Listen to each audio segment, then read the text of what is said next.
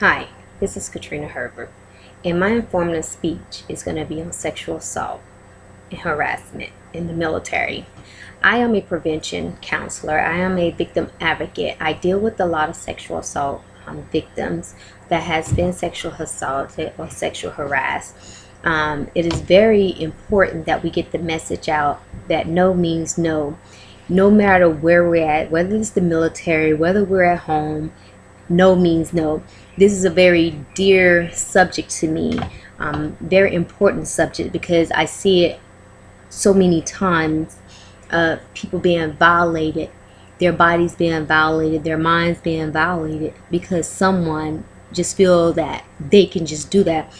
Despite over 25 years of the Pentagon studies, task force recommendation, and congressional hearings, rape, sexual assault, and sexual harassment continue to occur at an alarming rate year after year.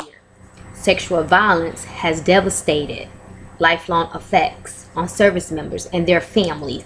Sexual violence also threatens the strength, readiness, and morale of the U.S. military, undermining U.S. national security.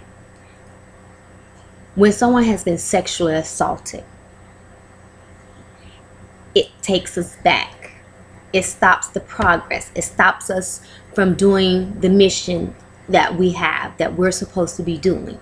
Because now, when that one person has been sexually assaulted, that person is taken out of the fight.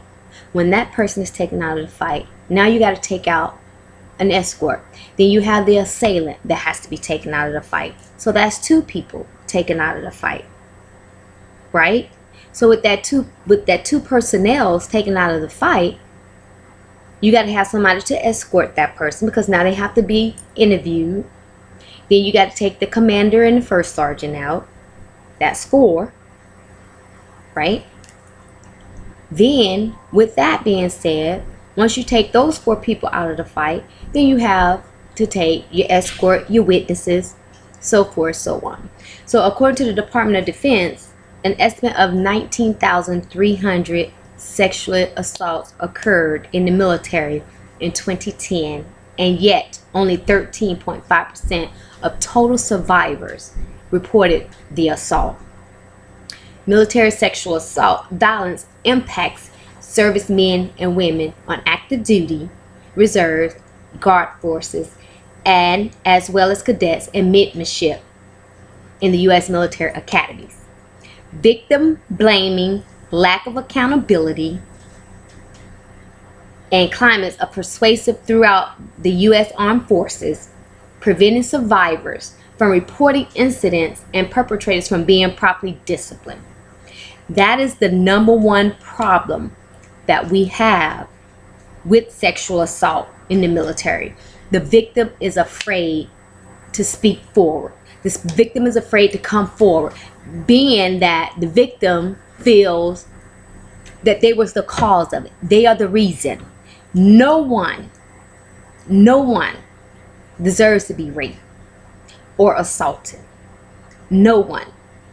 And a lot of times what we hear, if it was a female that had been assaulted, a lot of times what we hear, well, she shouldn't have had this on and she shouldn't have had that on.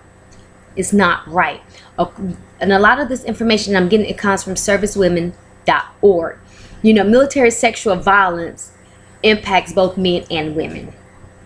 Of the 19,300 estimate assaults in 2010, 10,700 were men, while 8,600 were women.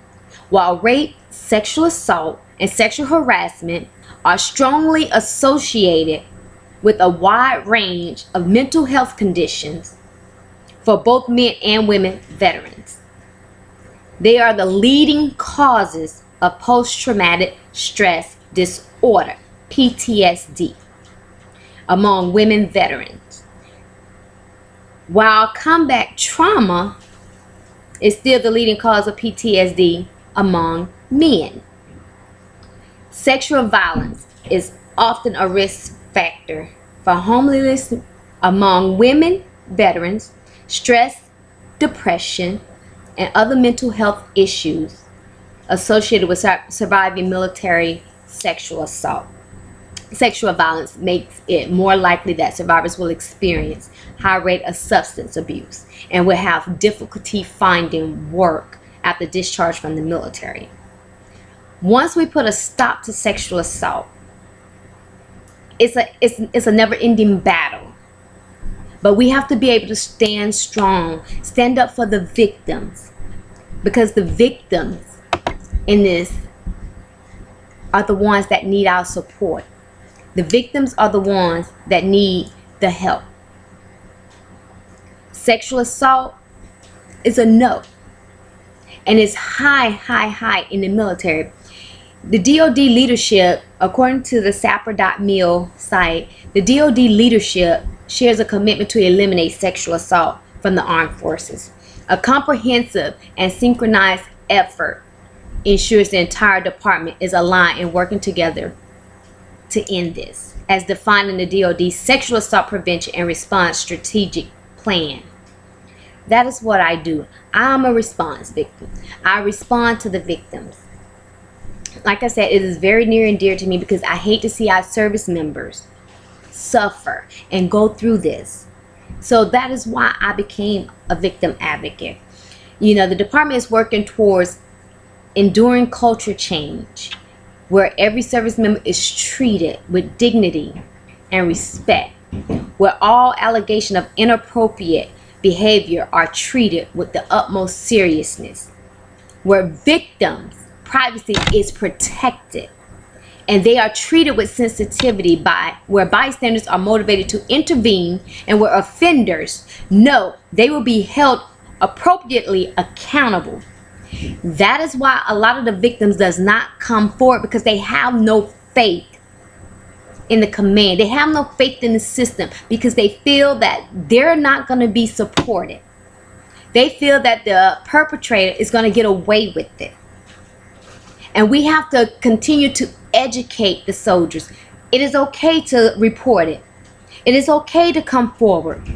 Because if you come forward, you have just stopped somebody else from being violated. Because if you don't say something, guess what? Somebody else is going to be violated just like you were by that same perpetrator, because they feel they can continue to do this. They're not going to get in trouble. Wikipedia has excellent information on sexual assault. Defense.gov, it has everything about sexual assault in the military. I utilize these informative information to better myself so that I'm more educated. So when I'm teaching on sexual assault, I have my visuals. I let the soldiers know, hey, it is okay. We want them to be able to be comfortable to come to us. And I'm working on my degree in multidisciplinary studies, and the DoD Sapper Strategic Plan is a multidisciplinary approach with initiatives in 5 lines of effort. Prevention. How do we prevent it? We teach. We educate. We must continue to educate the soldiers to let them know, hey, you're right. You can't be violated. No, don't do it. Investigations. We will conduct the investigation, because if you have been assaulted, we will conduct the investigation. Accountability. Everyone must be held accountable for their actions. Advocacy. Victim assistance and assessment. That is what I do. That is what I do. I'm an advocate for the victim. I assist the victim, and I'm going to do an assessment. But I'm going to stay with that victim from the very beginning to the end until that case is closed.